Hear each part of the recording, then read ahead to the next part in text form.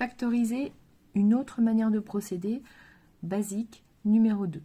Donc, par exemple, calculer 99 au carré moins 1. Déjà, 99 au carré moins 1, on peut également l'écrire comme étant 99 au carré moins 1 au carré. Pourquoi on fait ça? Parce que là, on voit apparaître un nombre au carré moins un autre nombre au carré. Pourquoi l'écrire sous cette forme-là? Parce que normalement, ça vous fait penser aux identités remarquables. A au carré, un nombre au carré, moins un autre nombre au carré. Ici, le A est joué par 99 et le B est joué par 1. Cette identité remarquable, A au carré moins B au carré est égal à A moins B facteur de A plus B, a donc deux membres. Le premier, c'est la forme développée de l'expression. Le deuxième, c'est la forme factorisée. Ici, nous avons la forme développée et donc nous allons factoriser cette expression en utilisant l'identité remarquable pour obtenir une forme factorisée. Donc, A, ici, c'est 99. Il va apparaître dans un des facteurs comme étant 99 moins un nombre, et là 99 plus. Et le deuxième, le B, c'est 1. Donc on va avoir 99 moins 1, facteur de 99 plus 1. On obtient donc 98 fois 100.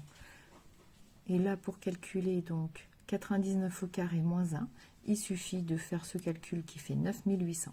Ça nous permet même de conclure que d'obtenir le carré de 99, puisque le carré de 99 moins 1 est égal à 9800, le carré de 99 est donc égal à 9800, auquel on va ajouter 1, donc 9801. Ainsi, une autre manière de factoriser est d'utiliser les identités remarquables. Donc vous en connaissez trois. A au carré moins B au carré est égal à A moins B facteur de A plus B. A au carré plus 2AB plus B au carré est égal à A plus B au carré. A au carré moins 2AB plus B au carré est égal à A moins B au carré. À gauche, vous avez la forme développée, à droite, la forme factorisée. Donc le passage ou le fait de remplacer la forme développée par la forme factorisée, c'est ce qu'on va appeler factoriser une expression. Et donc c'est ce qu'on va faire, une deuxième manière de factoriser. Si on regarde ces trois expressions, x au carré moins 9, x au carré plus 6x plus 9, x au carré moins 6x plus 9. Les trois expressions sont des sommes. Alors la première, c'est même une différence de deux nombres. Ici, on a une somme de trois nombres, et là une somme de trois nombres ou termes. Voilà. Donc déjà, rien que repérer ces sommes nous permet de voir laquelle des trois identités remarquables on va utiliser. Quand on a une différence de deux nombres, on a forcément A au carré moins B au carré qui est égal à A plus B facteur de A moins B. Il faut juste faire très attention. A au carré, ça signifie que le A, c'est X. B au carré est égal à 9, ce qui signifie que B, c'est 3. On va donc obtenir comme expression égale, et donc sous sa forme factorisée, X moins 3 facteur de X plus 3. Celle-ci, on a trois termes. Donc il faut repérer les deux carrés. Ici, on a x au carré. 6x n'est pas un carré qu'on connaît. 9, c'est un carré, c'est 3. Donc on a x au carré, 6x et 3. Donc celle-ci, elle est égale à x au carré plus 6x plus 3 au carré. Et le 6x, on va voir, normalement, c'est ici un double produit. 2 fois x fois b, c'est-à-dire fois 3. Et si on écrit 2 fois x fois 3, ça nous fait bien notre 6x. Pour la dernière, on a x au carré moins 6x plus 9. On repère également x au carré et 9 qui est notre 3 au carré. Et le 6x, comme précédemment, ici on a 2 fois x fois 3. Donc la forme factorisée de cette expression-là, ça va être x plus 3 au carré. Et la forme factorisée de la deuxième ou de la dernière expression, ce sera x moins 3 au carré. On a utilisé les identités remarquables, les deux, celle-ci et celle-ci. Deux autres expressions un petit peu plus compliquées à factoriser, x moins 1 au carré moins 25 et 9x carré plus 25 moins 30x. Ici, je suis toujours dans des exemples liés aux identités remarquables. Donc là, de nouveau, je repère qu'il y a une différence de deux termes. Et forcément, s'il y a une identité remarquable à utiliser, c'est a au carré moins b au carré. Cette identité remarquable, donc on va repérer A et B, un carré moins un autre carré. Un carré ici, on a x moins 1, le tout au carré.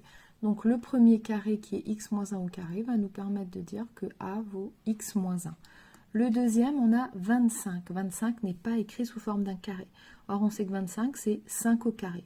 Donc ça signifie que B va valoir 5. On obtient donc A qui est x moins 1, moins B qui est donc moins 5, facteur de A x moins 1, plus B, donc plus 5. Et ensuite, ce qu'on peut encore faire, c'est réduire chaque facteur. X moins 1 moins 5, on va obtenir x moins 6. Facteur 2, x moins 1 plus 5, et moins 1 plus 5, ce qui nous fait 4. X moins 6, facteur de x moins plus 4, qui est donc la forme factorisée de l'expression x moins 1 au carré moins 25. Pour 9x carré plus 25 moins 30x. Donc déjà, on repère une somme de 3 termes. On a 9x carré, on a 25 et on a 30x. Si on regarde nos identités remarquables, on a forcément, quand on a 3 termes, l'une de ces deux-là.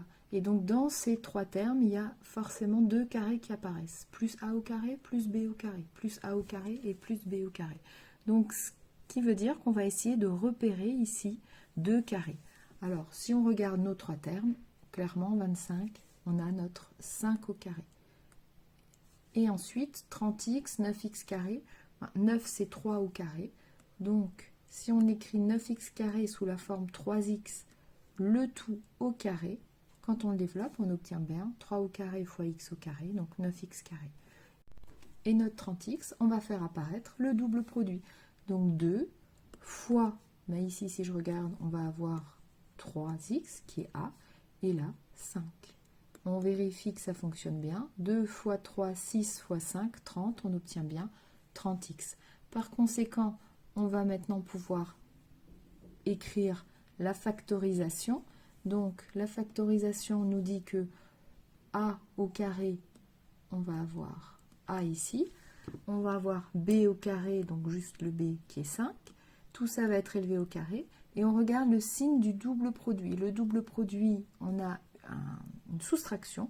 Donc on aura 3x moins 5, le tout au carré. Maintenant, on peut se dire, mais pourquoi A c'est 3x, B 5 et pas l'inverse? Pourquoi c'est pas A qui vaut 5 et B qui vaut 3x? Ben, j'aurais très bien pu écrire B, prendre pour A la valeur de 3x et pour B la valeur de 5. Et donc j'aurais eu 5 moins 3x au carré. Alors, à quoi cela est-il dû? On peut aussi imaginer ici quel est le lien entre 3x moins 5 et 5 moins 3x. Les deux sont opposés. L'opposé de 3x moins 5, ça va être moins 3x plus 5. Moins 3x plus 5, c'est bien ce qu'on a ici. Or, si on a deux nombres opposés, par exemple, moins 2 et 2 sont deux nombres opposés, si on les élève au carré, on obtient la même réponse. On obtient le même nombre qui est 4. Deux nombres opposés élevés au carré sont égaux. Ce qui fait qu'ici, 3x moins 5 au carré ou 5 moins 3x au carré, ce sont deux nombres égaux.